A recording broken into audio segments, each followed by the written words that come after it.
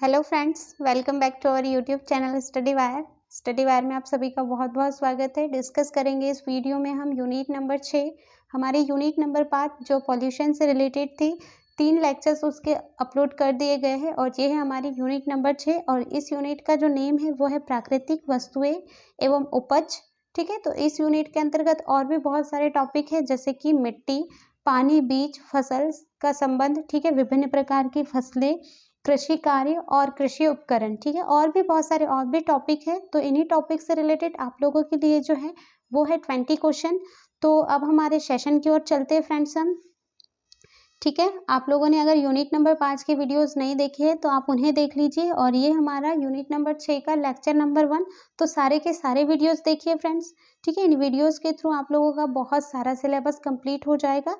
और अब चलिए बात करते हैं हमारे सेशन की ओर। ठीक है, तो सेशन का जो पहला क्वेश्चन है उसकी बात कर लेते हैं। मिट्टी में पाई जाने वाली प्रादेशिक विभिन्नताओं का संबंध किससे पाया जाता है? ठीक है, मिट्टी में पाई जाने वाली प्रादेशिक विभिन्नताओं का संबंध किससे पाया जाता है? ओके, मतलब आप लोगों ने अगर देखा होगा कि जो मिट्टी है, मिट्टी बहुत प्रकार की होती है। ठीक है, अगर आप किसी क्षेत्र में रह रहे हैं और आपका मित्र किसी दूसरे प्रदेश में रह रहा है तो आप उनसे पूछ सकते हो कि भाई वहाँ की मिट्टी कैसी है, तो आप लोगों को आंसर ये मिलेगा कि आपके प्रदेश से उस प्रदेश की जो मिट्टी होती है वो कैसी होती है? अलग होती है। कैसी होती है?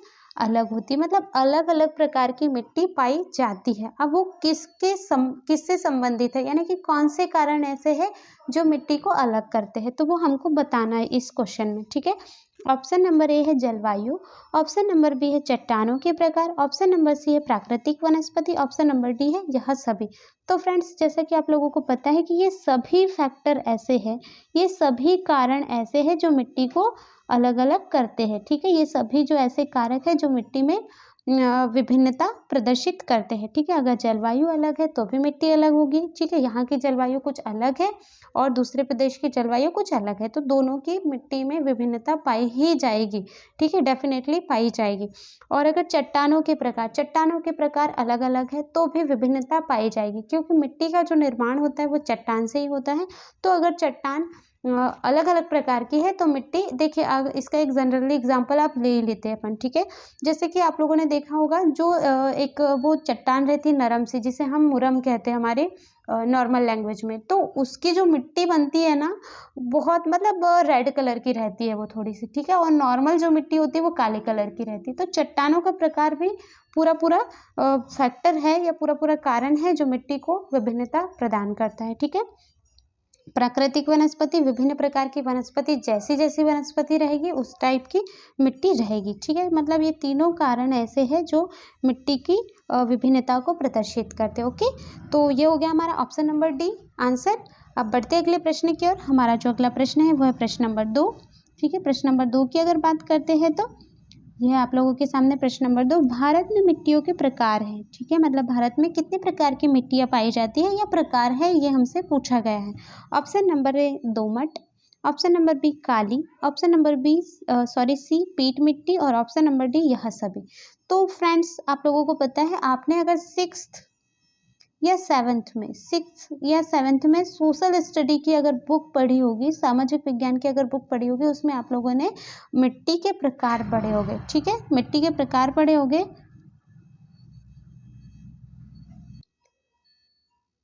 तो फ्रेंड्स, आप लोगों ने अगर मिट्टी के प्रकार पढ़े होंगे तो आप लोगों ने मिट्टी के प्रकार में बहुत सारे मिट्टी के प्रकार पढ़े होंगे, जैसे कि दोमट मिट्टी भी पढ़ी होगी, काली मिट्टी भी पढ़ी होगी, पीट मिट्टी भी पढ़ी होगी। और ठीक है, तो भारत में ये तीनों प्रकार की मिट्टियाँ पाई जाती है। ठीक है, दोमट मिट्टी भी पाई जाती है, काली मिट्टी भी पाई जाती है और पीट मिट्टी भी पाई जाती है। मतलब हमारा आंसर क्या हो जाएगा? हमारा आंसर हो जाएगा यह सभी। ओके, यह सभी क्या हो जाएगी?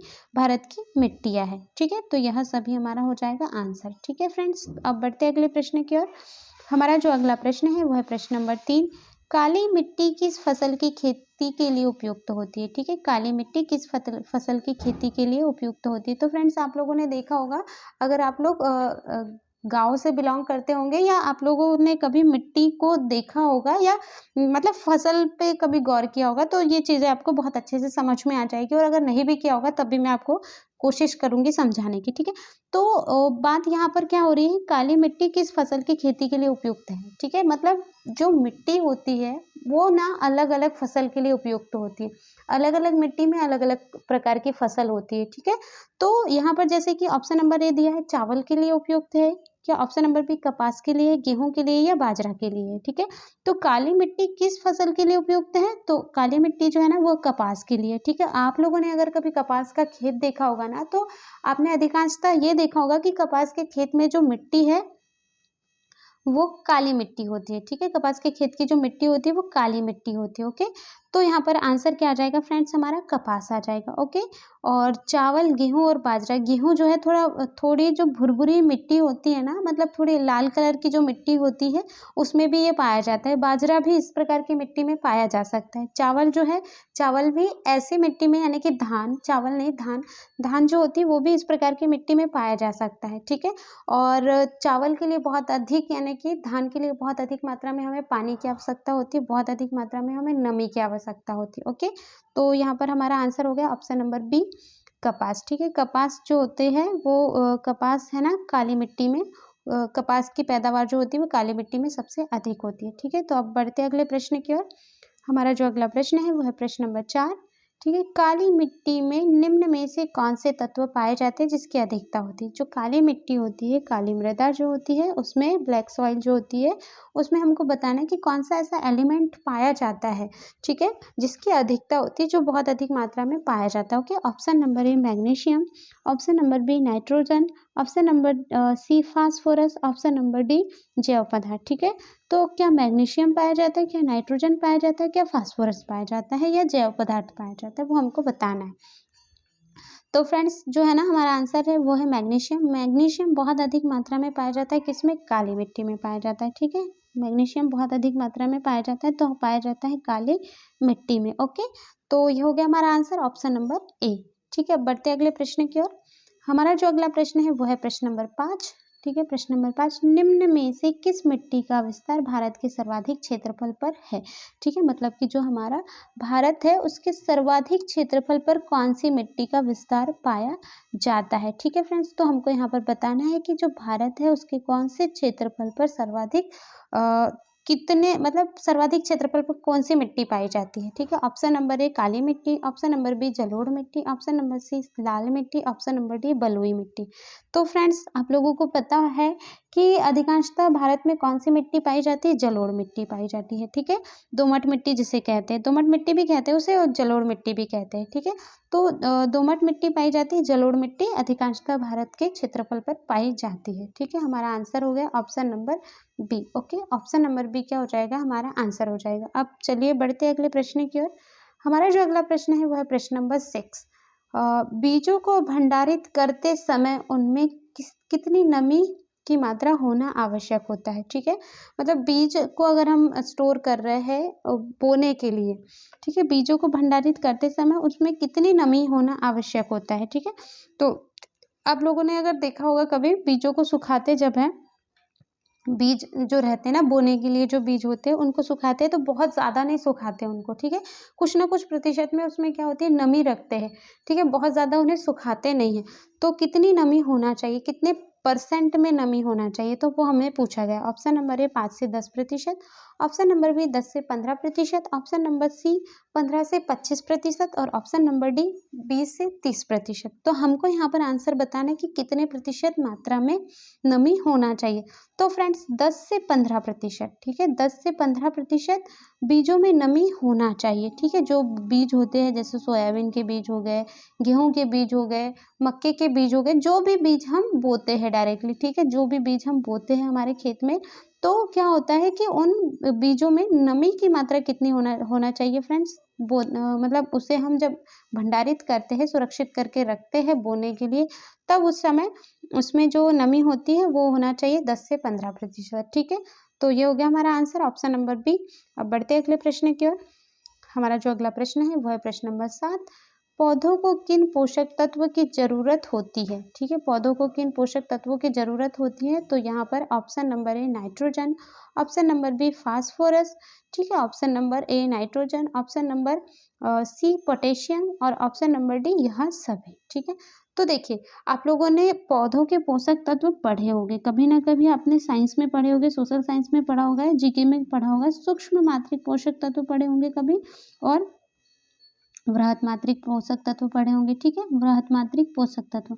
तो एनपीके जो होते हैं ना, एनपीके, ठीक है, तो ये होते हैं हमारे, सॉरी, ये होते हैं हमारे वृहत मात्रिक पोषक तत्व, ठीक है। और भी बहुत सारे तत्व हैं जो वृहत मात्रिक में आते हैं, मतलब इन तत्वों की जो मात्रा है वो पौधों को बहुत अधिक मात्रा में आवश्यकता होती है। सूक्ष्म मात्रिक पोषक तत्व ऐसे हैं जैसे कि मॉलिब्डेनम हो गया, ठीक है। तो इन तत्वों की मात्रा कम मात्रा में आवश्यकता होती है पौधों को।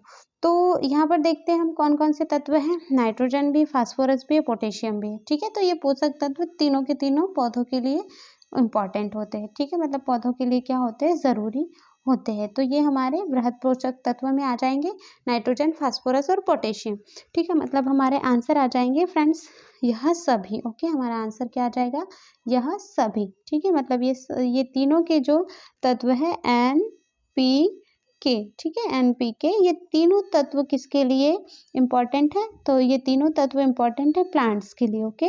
तो यह सभी क्या हो जाएगा, हमारा आंसर हो जाएगा, ठीक है। तो अब बढ़े अगले प्रश्न की ओर।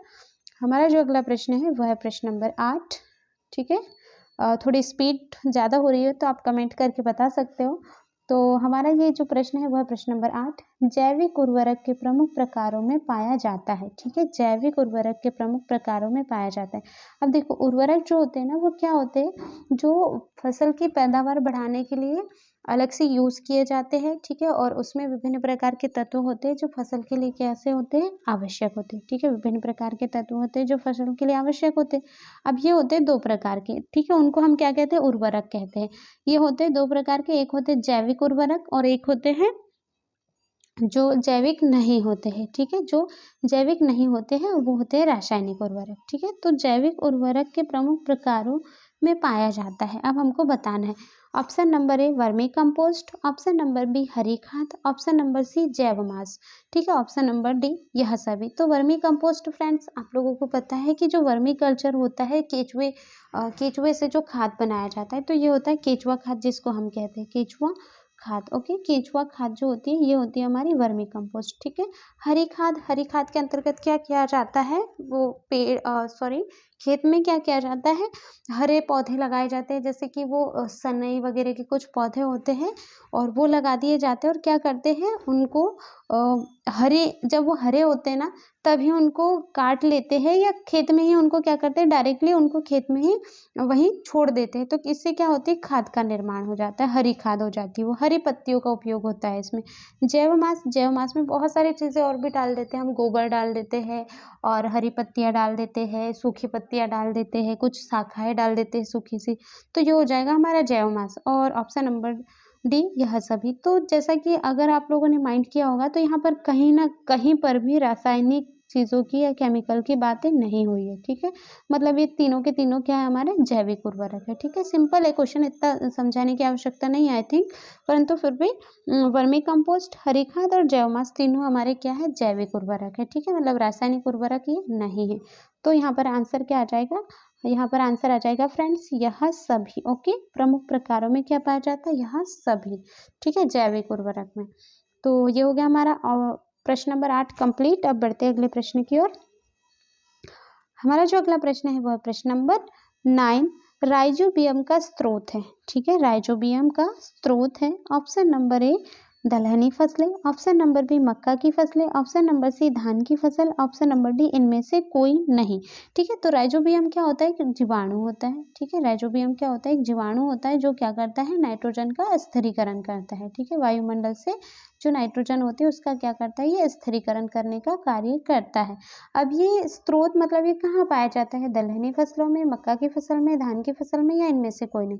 तो राइजोबियम ना दलहनी फसलों में पाया जाता है। दलहनी फसलें कौन सी होती हैं, जो द्विबीजपत्री होते हैं, ठीक है। आप लोगों ने 11th-12th में द्विबीजपत्री, एकबीजपत्री कुछ सुना होगा या पढ़ा होगा। तो द्विबीजपत्री वो बीज होते हैं जो दो बीज पत्रों में ऐसे डिवाइड हो जाते हैं। जैसा कि आप लोगों ने देखा होगा जो सोयाबीन है, ठीक है, ये सोयाबीन है, तो सोयाबीन का ना जो सीड होता है, जो बीज होता है, तो वो ऐसे दो भागों में बढ़ जाता है, दाल में बढ़ जाता है, तुअल। तुअल भी अगर आप लोगों ने देखी होगी ना, तो तुअल भी क्या है, द्विबीजपत्री है। तो इस टाइप से क्या होगा, वो भी 2 भागों में बढ़ जाएगा। दलहनी फसलें अधिकतर जो होती है वो द्विबीजपत्री होती है, ठीक है। तो दलहनी फसलों में उनकी जड़ों में क्या पाया जाता है फ्रेंड्स, उनकी जड़ों में पाया जाता है राइजोबियम नामक जीवाणु, ठीक है। अगर आप लोग खेत से अगर बिलोंग करते हो, आप लोग ने खेत में अगर कभी जाकर देखा होगा, तो आप लोगों ने एक चीज़ देखी होगी, जो सोयाबीन का पौधा है, ठीक है।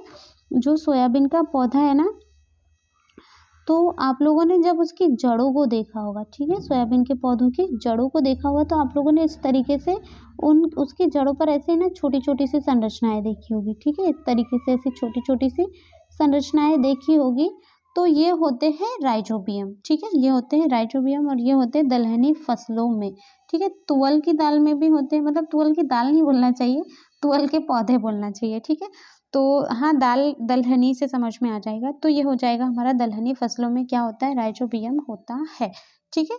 बढ़ते अगले प्रश्न की ओर। हमारा जो अगला प्रश्न है वह प्रश्न नंबर 10, ठीक है। प्रश्न नंबर 10 की अगर बात करते हैं, तो वर्मी कंपोस्ट खाद के प्रयोग के क्या लाभ होते हैं, ठीक है। जो वर्मी कंपोस्ट खाद होती है उसके प्रयोग के हमें एडवांटेज पूछे गए हैं, लाभ पूछे गए हैं। तो मैंने इसके पहले वाले क्वेश्चन में आप लोगों को बताया था कि जो वर्मी कंपोस्ट खाद होती है वो क्या होती है, ठीक है। जो केचुए से बनाते हैं, ठीक है। वर्मी कंपोस्ट खाद जो होती है, केचुआ खाद जिसे हम कहते हैं, ठीक है। तो केचुआ खाद के अंतर्गत क्या होता है कि केचुआ खरीद के लाए जाते हैं और एक पर्टिकुलर प्लेस पर क्या करते हैं, उनको रखते हैं, ठीक है। और उसमें बहुत सारी चीज़ें और भी डालते हैं, हरी पत्तियाँ डालते हैं और भी बहुत सारी सूखी पत्तियाँ, मतलब ऐसे वेस्टेज चीज़ें डालते हैं जो आसानी से गल जाए, ठीक है। और केचुआ उनको क्या करता है, खाद में परिवर्तित कर देता है, ठीक है। तो ये हो जाती है हमारी वर्मी कंपोस्ट खाद और इसके हमको लाभ पूछा गया है, ठीक है। सिंपल है। ऑप्शन नंबर ए, भूमि की उर्वरता में वृद्धि होती है, बिल्कुल होती है। ऑप्शन नंबर बी, नमी की मात्रा में वृद्धि होती है, बिल्कुल होती है। ऑप्शन नंबर सी, मृदा के भौतिक दशा में सुधार होता है, ठीक है। तो मतलब वर्मी कंपोस्ट खाद में ये तीनों के तीनों क्या लाभ होते हैं हमको, ठीक है। भूमि की उर्वरता में वृद्धि भी होती है, नमी की मात्रा में भी वृद्धि होती है और अगर भौतिक दशा में सुधार भी होता है मृदा की, ठीक है। मृदा की भौतिक दशा में सुधार भी होता है। तो हमारा आंसर आ जाएगा ऑप्शन नंबर डी, ठीक है। तो अब बढ़ते अगले प्रश्न की ओर। हमारा जो अगला प्रश्न है वो है प्रश्न नंबर 11। हरी खाद को एक जैविक उर्वरक है, इनमें किन फसलों का प्रयोग खाद बनाने में नहीं किया जाता है, ठीक है। हरी खाद जो एक जैविक उर्वरक है, इनमें किन फसलों का उपयोग खाद बनाने में नहीं किया जाता है, मतलब जिनका प्रयोग किया जाता है वो भी दी गई है यहाँ पर, ठीक है। देखिए, क्वेश्चन से हमको कितनी जानकारी मिल रही है, सबसे पहले तो उस पर कॉन्सेंट्रेट करो, क्योंकि अभी हम तैयारी कर रहे हैं और हमको क्वेश्चन को समझना भी आना चाहिए और क्वेश्चन में से जो कंटेंट मिल रहा है हमको, ठीक है, जो इम्पोर्टेंट है हमारे लिए, उस पर भी हमको कंसंट्रेशन करना पड़ेगा, ठीक है।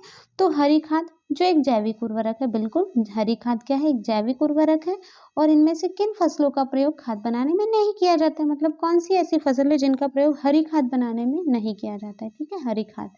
ओके, तो सनई, ऑप्शन नंबर बी गेहूं, option number C phosphate, option number D compost, ठीक है। तो किनका उपयोग नहीं किया जाता है वो हमको बताना है, ठीक है। तो देखिए, यहाँ पर जो ऑप्शन है ना फ्रेंड, वो थोड़े से चेंज हो गए हैं, ठीक है। यहाँ पर ऑप्शन जो है ना वो थोड़े से चेंज हो गए हैं, तो वो नेक्स्ट क्वेश्चन के ऑप्शन यहाँ पर टाइप हो गए, तो मैं यहाँ पर आप लोगों को ऑप्शन बता देती हूँ क्या क्या होगा। सनई हमारा करेक्ट आंसर है। ऑप्शन नंबर बी गेहूं जो है वो भी हमारा करेक्ट ऑप्शन है, परंतु जो फास्फेट है और कंपोस्ट है, ये दो चीज़ें जो है ना वो अगले क्वेश्चन की टाइप हो गई है बाय मिस्टेक, तो मैं यहाँ पर आप लोगों के लिए ऑप्शन लिख देती हूँ सी और डी, ठीक है। आप ये दोनों ऑप्शन को माइंड ना करते हुए क्या करोगे, सी और डी ये वाले ऑप्शन को माइंड करोगे, ठीक है। तो यहाँ पर ऑप्शन नंबर सी जो है वो है ढेंचा, ठीक है। ऑप्शन नंबर सी जो है वो है ढेंचा और ऑप्शन नंबर डी जो है वो है लोबिया, ठीक है, लोबिया। तो यहाँ हमको बताना है कि कौन सा ये चारों में से, ठीक है, एक ये एक ये एक ये और एक ये दोनों को अवॉइड कर दीजिए अभी आप, ठीक है। ये दोनों को क्या कर दीजिए, अभी अवॉइड कर दीजिए, ठीक है फ्रेंड्स, थोड़ा सा एडजस्ट कीजिए। तो देखिए, हमको क्या पूछा गया, हरी खाद जो एक जैविक उर्वरक है, इनमें किन फसलों का प्रयोग खाद बनाने में नहीं किया जाता है, ठीक है। तो सनई का उपयोग भी हरी खाद बनाने के लिए किया जाता है। ऊंचे ऊंचे से ऐसे पेड़ लगाए जाते हैं, ठीक है, हरे हरे कलर के रहते हैं वो पेड़ और उसका उपयोग भी हरी खाद बनाने के लिए किया जाता है, ठीक है। और जो ऑप्शन नंबर बी है गेहूँ, ठीक है। ऑप्शन नंबर सी है ढेंचा और लोबिया। ढेंचा और लोबिया जो है ना, इनका भी प्रयोग हरी खाद बनाने में करते हैं, परंतु गेहूं का उपयोग ना हरी खाद बनाने में नहीं करते हैं, ठीक है। गेहूं, क्योंकि गेहूं जो हमारी अनाज वाली फसल है और गेहूं का उपयोग हम हरी खाद बनाने में नहीं करते, ठीक है। तो गेहूं हमारा आंसर आ जाएगा फ्रेंड्स, ठीक है। सनई का उपयोग भी करते हैं हरी खाद बनाने में, ठीक है। और जो मैंने आपको बताया था ढेंचा, ढेंचा का उपयोग भी करते हैं हरी खाद बनाने में। और जो ऑप्शन बताया था मैंने, ऑप्शन नंबर डी लोबिया, लोबिया का उपयोग भी करते हैं हम हरी खाद बनाने में। तो यहाँ पर हमारा आंसर आ जाएगा गेहूँ, ठीक है। तो थोड़ा सा आप यहाँ पर एडजस्ट कर लीजिएगा, ठीक है। तो अब बढ़ते हैं अगले प्रश्न की ओर। आई थिंक समझ में आ गया होगा प्रश्न नंबर 11वां। यस, सो ये है हमारा प्रश्न नंबर 12।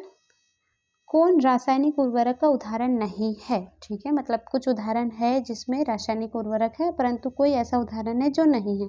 तो option number A urea, urea तो रासायनिक उर्वरक है ही। Option number B potash, potash भी रासायनिक उर्वरक है।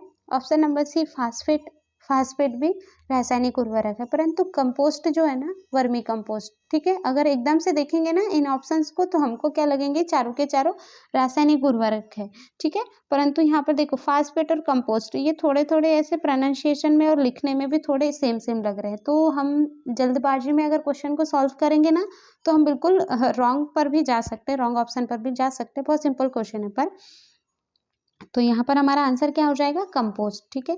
जो वर्मी कंपोस्ट है ना, वर्मी कंपोस्ट कौन रासायनिक उर्वरक का उदाहरण नहीं है, तो वर्मी कंपोस्ट रासायनिक उर्वरक का उदाहरण नहीं है। बाकी ये तीनों जो है वो रासायनिक उर्वरक के उदाहरण है, यूरिया भी, पोटास भी और फास्फेट भी, ठीक है फ्रेंड्स। तो ये हो गया हमारा आंसर, ऑप्शन नंबर डी। अब बढ़े अगले प्रश्न की ओर। हमारा जो अगला प्रश्न है वो है प्रश्न नंबर 13, ठीक है। सिंपल सा क्वेश्चन है, थोड़ा सा पढ़ लेते हैं इसे, ठीक है।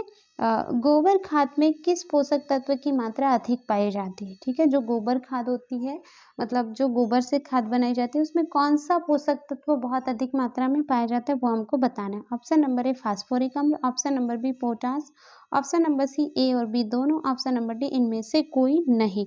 तो हमको बताना है कि गोबर की खाद में कौन सा पोषक तत्व अधिक मात्रा में पाया जाता है। तो फास्फोरिक अम्ल भी पाया जाता है और पोटास भी पाया जाता है, ठीक है। और इनमें से कोई नहीं, मतलब कि देखिए इनमें से कोई नहीं दिया हुआ है। तो यहाँ पर देखिए, यहाँ आंसर क्या आ जाएगा, फास्फोरिक अम्ल भी है और पोटास भी है, यानी कि ए और बी दोनों, ठीक है। तो ये हो गया हमारा आंसर। और यहाँ पर अगर जनरली फैक्ट से रिलेटेड एक चीज़ अगर डिस्कस करें, तो ये है कि आप लोगों ने देखा होगा कि कई जो किसान होते हैं, ठीक है, मान लेते ये जो इनका खेत है, ठीक है, ये इनका खेत है मान रहे हैं, तो ये खेत है और आसपास में जो सड़क है, ठीक है, सड़क है या कोई खाली जगह है, तो अगर यहाँ पर कहीं गोबर है ना, तो क्या करते हैं किसान जो होते हैं वो, ये जो गोबर है उनको अधिकांशतः किसान जो अपने खेत में फेंक देते हैं, ठीक है। अपने खेत में फेंक देते हैं, क्यों फेंक देते हैं भाई, क्योंकि गोबर से क्या होती है, खाद का निर्माण होता है। खाद में क्या होते हैं, पोषक तत्व होते हैं, ठीक है, जैसे कि फास्फोरिक अम्ल और पोटास दोनों होता है। तो ये खेत की जो फसल, मतलब उपज जो है ना, मतलब कहना चाहिए उर्वरता जो है वो बढ़ती है, ठीक है। तो ये चीज़ आप लोगों ने नोटिस की होगी, ठीक है। और जो गांव से बिलोंग करते हैं उन लोगों ने तो बहुत बार नोटिस किया होगा कि जो गोबर है वो अधिकांशतः किसान जो होते हैं, कृषक जो होते हैं, वो खेत में फेंक देते हैं, ठीक है। तो ये हो गया हमारा आंसर, ऑप्शन नंबर सी। अब बढ़े अगले प्रश्न की ओर। हमारा जो अगला प्रश्न है वो है प्रश्न नंबर 14, ठीक है, प्रश्न नंबर 14, ठीक है। रासायनिक उर्वरक यूरिया में सर्वाधिक मात्रा किस तत्व की पाई जाती है, जो यूरिया होता है वो किस, सबसे ज़्यादा कौन सा तत्व उसमें पाया जाता है, ठीक है। तो पूछा गया है option number A phosphoric, option number B nitrogen, option number C sulphate, option number D potash, ठीक है। तो हमसे पूछा गया है कि कौन सा तत्व सबसे अधिक पाया जाता है, सर्वाधिक मात्रा में पाया जाता है, किसमें, यूरिया में। यूरिया एक रासायनिक उर्वरक है जो हम सामान्यतः उर्वरक के रूप में खेतों में यूज़ करते हैं, ठीक है। तो हमको बताना है कि कौन सा तत्व बहुत अधिक मात्रा में पाया जाता है। तो यहाँ पर है हमारा ऑप्शन नंबर बी नाइट्रोजन। जो नाइट्रोजन होता है ना, नाइट्रोजन जो होता है वो यूरिया में सबसे अधिक मात्रा में पाया जाता है, ठीक है फ्रेंड्स। तो ये हो गया हमारा answer, option number B. Okay, बढ़ते हैं अब अगले प्रश्न की ओर। हमारा जो अगला प्रश्न है वो है प्रश्न नंबर 15। एक ही तरह की फसल बार बार उगाने से और बहुत से रसायनों का उपयोग करने से मृदा को क्या होता है, ठीक है। अगर हम एक ही फसल को बार बार उगाएंगे और बहुत सारे रसायनों का उपयोग करेंगे, बहुत सारे जैविक उर्वरकों का उपयोग करेंगे, तो मृदा को क्या होगा, ठीक है, sorry. Option number B option number A किसी विशेष फसल के लिए उपयोगी बन जाती है, मतलब अगर हम एक ही फसल उगाएंगे और रसायनों का उपयोग बार बार करेंगे तो क्या मृदा किसी विशेष फसल के लिए उपयोगी बन जाएगी। ऑप्शन नंबर बी सिंचाई के लिए उपयुक्त बन जाएगी। ऑप्शन नंबर सी उर्वर या उपजाऊ बन जाएगी या बंजर हो जाएगी। ठीक है, मतलब अगर हम एक ही फसल को बार बार बो रहे हैं, बहुत सारे रसायनों का उपयोग कर रहे हैं, तो क्या वह मृदा हमारी किसी विशेष फसल के लिए उपयोगी बन जाएगी या सिंचाई के लिए उपयुक्त हो जाएगी या उर्वर बन जाएगी या बंजर हो जाएगी। तो अगर हम एक ही एक फसल बोएंगे ना और बहुत सारे बहुत सारे रासायनों का उपयोग करेंगे या रासायनिक उर्वरकों का उपयोग करेंगे ना, तो हमारी मृदा क्या हो जाएगी भाई, बंजर हो जाएगी। मतलब बहुत उसकी जो उर्वरता जो है ना वो बहुत कम हो जाएगी। ठीक है, क्योंकि रसायन जो केमिकल्स होते हैं वो बहुत ही ज़्यादा इफेक्टिव होते हैं और वो क्या करते हैं, जो मृदा में जो जैविक शक्ति होती है या उर्वरता होती है उसे क्या करेंगे, धीरे धीरे नष्ट करेंगे। ठीक है, उसे नष्ट करेंगे और हमारी भूमि क्या हो जाएगी भाई, बंजर हो जाएगी। ठीक है, हमारा जो खेत हो जाएगा वो बंजर हो जाएगा। तो ऑप्शन नंबर डी क्या हो जाएगा, हमारा सही आंसर हो जाएगा। ओके, तो बढ़े अगले प्रश्न की ओर। हमारा जो अगला प्रश्न है वो है प्रश्न नंबर 16। ठीक है, प्रश्न नंबर 16, बिहार राज्य में लीची के उत्पादन में कौन सा जिला अग्रणी है। ठीक है, लीची के उत्पादन में कौन सा जिला अग्रणी है, बिहार राज्य का पूछा गया है। ठीक है, जीके का क्वेश्चन है थोड़ा, तो इसे भी थोड़ा सा आप माइंड कर लीजिए। बिहार राज्य में लीची के उत्पादन में कौन सा जिला अग्रणी है। तो ऑप्शन नंबर ए दिया गया है गया, पटना, मुजफ्फरपुर, जहानाबाद। ठीक है, तो मुजफ्फरपुर क्या हो जाएगा, हमारा आंसर हो जाएगा। ठीक है फ्रेंड, इसे डायरेक्टली याद कर लीजिए कि बिहार राज्य में मुजफ्फरपुर जो है वो लीची के उत्पादन में अग्रणी है, मतलब प्रथम स्थान पे है। ओके, बढ़ते अगले प्रश्न की ओर। हमारा जो अगला प्रश्न है वह है प्रश्न नंबर 17। ठीक है, भारत की किस फसल को गरीबों की फसल के नाम से जाना जाता है। ठीक है, भारत की किस फसल को गरीबों की फसल के नाम से जाना जाता है, ये भी जीके का ही क्वेश्चन है।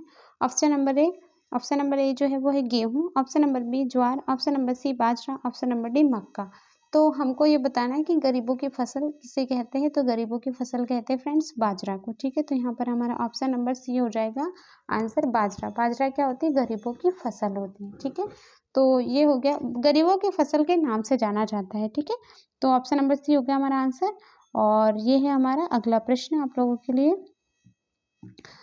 अगला प्रश्न मतलब प्रश्न नंबर 18, भारत में मसालों में काली मिर्च का प्रमुख उत्पादक राज्य कौन सा है। ठीक है, भारत में मसालों में काली मिर्च का प्रमुख उत्पादक राज्य कौन सा है। ठीक है, काली मिर्च जो है उसका प्रमुख उत्पादक राज्य हमसे पूछा गया। Option number A Kerala. Option number B Andhra Pradesh. Option number C Karnataka. Option number D Tamil Nadu.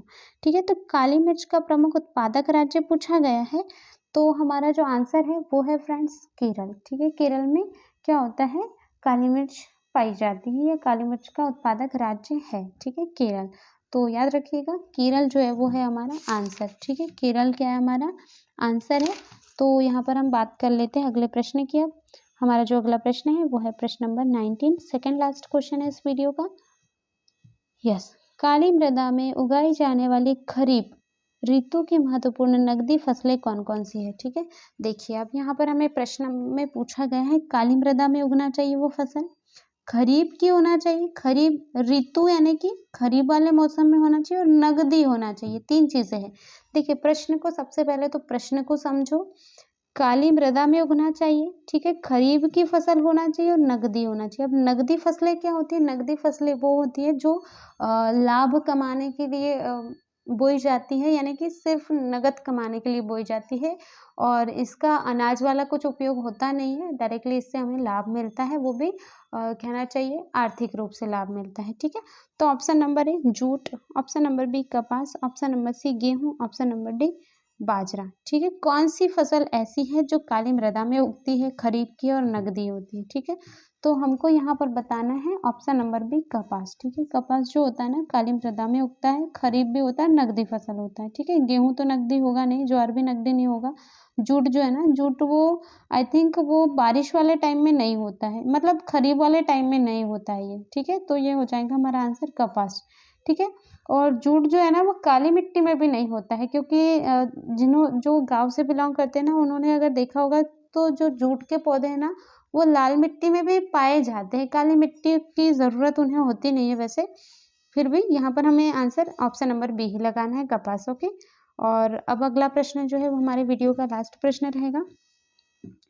ठीक है, तो यहाँ पर हमें सुमेलित करना है। ओके, सुमेलित करना है तो इसकी बात हम कर लेते हैं।